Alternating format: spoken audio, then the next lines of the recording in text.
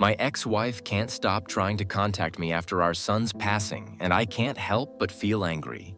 I was in a pretty bad relationship from 2018 to 2020, ended up getting married and having a baby boy. Things got pretty bad during lockdown, and we decided to divorce. I did my best to be a good father, even having my son weekdays and still paying alimony. We decided this because since I had a job that allowed me to work from home, it would help her to work her job a restaurant chain owned by her family. He was the most beautiful, sweet child I have ever seen, and I loved him with all my heart. But my relationship with his mother was pretty bad. She would constantly threaten me with taking my son away, telling me how horrible of a father I was, using our son as a bargaining chip, and even using him to prevent me to have another relationship. At first, she was a good mother, actually an amazing mother. But little by little, she began paying less and less attention to our son, and eventually asked me to switch days with her. I figured since our boy was a little older, 2 years old, and required less attention, it would be fine. He was going to daycare after all. I realized pretty quickly that she wanted to do this so she could prevent me from going out on the weekend and she could party, which is fine. I didn't really care,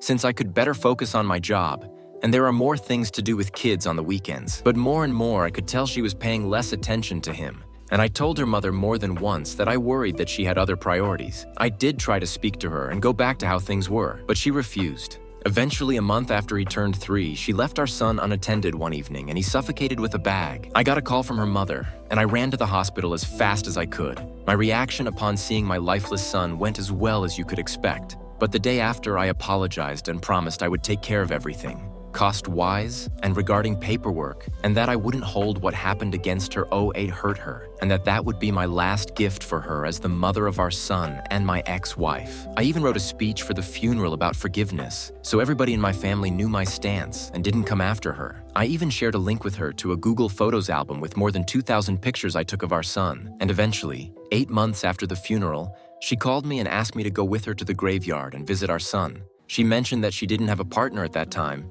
and that she never had the strength to go alone. And we went and spoke about supporting each other and make peace for our son's memory's sake. She would text me from time to time, and I would lend her my ear, though we never met in person. One day I texted her, and her reply was, "Sorry, I'm seeing someone. I know you're going through something hard, but I can't help you." Afterwards, I just blocked her and removed access to the shared album. I eventually found a new job in another city and moved away to start over from scratch. It's been a bit over a year since I moved here and have been pretty good. And today I got a text from her at 3 a.m. from a new number saying that she was sad and she needed to talk and that her memory was betraying her, that she was forgetting how our son looked like. I probably shouldn't have answered, but I replied saying to leave me alone, that I wouldn't say hurtful things to her and that I promised our son to be respectful, but I had to look out for my own peace, especially since I clearly couldn't count on her. She answered saying that I was cruel and spiteful, that she begged me for the album for months. Apparently her family and her went on a campaign contacting my family and friends for them to share the link to the album. I might be an for revoking her access, but I feel very disrespected, and she had access for almost a year and never thought of backing up the pictures. I really don't want anything to do with her. I gave her peace, and she spit in my face. Now I just want to move on. Just want to move.